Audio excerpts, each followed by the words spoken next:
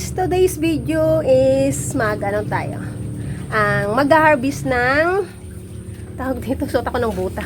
Mag-harvest ng bell pepper kasi marami nang pwede nang harvestin doon, magulang na at saka marami nang mga mapupula. So maganda yung panahon ngayon. Ayan, maganda ang panahon. So pwedeng mag-harvest na at baka mabulok pa pag panay-panay na naman ang ulan. So let's go, harvest time tayo. So grabihan naman yung aking eye bag. Talagang bumabag. Ayan, malapit na rin namin harvestin to. Siguro after 1 week pwede nang harvestin ni paring Tony yan. Tapos ito, baka September niya pa to harvestin kasi medyo mura pa. Putik talaga yung dadaanan dito. Ayan na.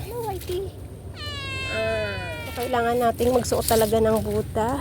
May patulay pa talaga si paring Tony dito. Ayan. So, nandyan yung aking harvesting, guys. Hindi pa ako makakapag-harvest ng siling. Tari tawag nila dito kasi mahaba. Hindi siya yung labuyo na sili. Ayan. Kasi mga greenan pa. Mga kulay green pa. Tuwa ako dito sa puno ng bell pepper ko na to, guys, kasi ang dami-daming bunga na maliliit pa. So itong mga magulang na to yung mga kinukuha ko kasi mapupula na, sobrang hinog niya na. So pag tinitingnan ko yung puno ng bell pepper ko, para lang ako may Christmas tree na ang dami-daming mga bilog-bilog na sabit, parang ganun yung tingin ko sa mga bunga ng aking mga bell pepper kasi nga ang liliit, yung mga size niya, cute lang yung size talaga ng bell pepper ko. Hindi siya yung usual na nabibili natin sa palengke na malalaking bell pepper. Yan, o, diba? Ang cute lang. So, nakakatuwang tingnan.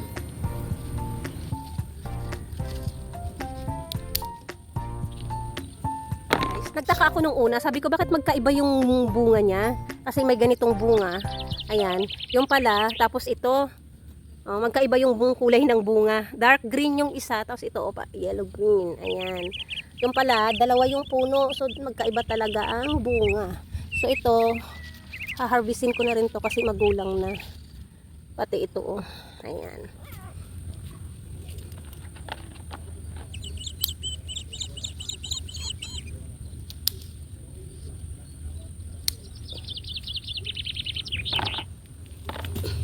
Ito na yung na-harvest ko. Oh, madami, oh. 2, 4, 6, 8, 10, 12, 14, 16, 17. Oh. O, diba? Ang dami! Chik! Si Rosie! Tara!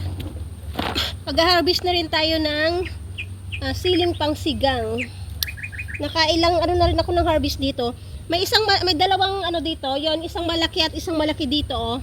Hindi ko kukunin. Gagawin kong binhi yan para ipunla ko sa sunod para maitanim ulit ako.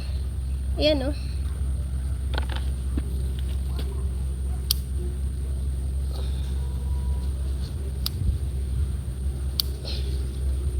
Ayan, 5 pirasong siling pangsigang. Ayan. So marami pang bunga to. Ayan, namumulaklak pa. Sana magtuloy-tuloy yung pamumulaklak niya para maka-harvest pa tayo ng ilang bisis. Okay.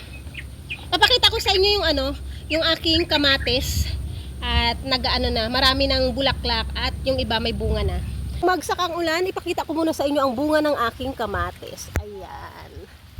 Oh, ayan na, oh. May mga bulaklak na.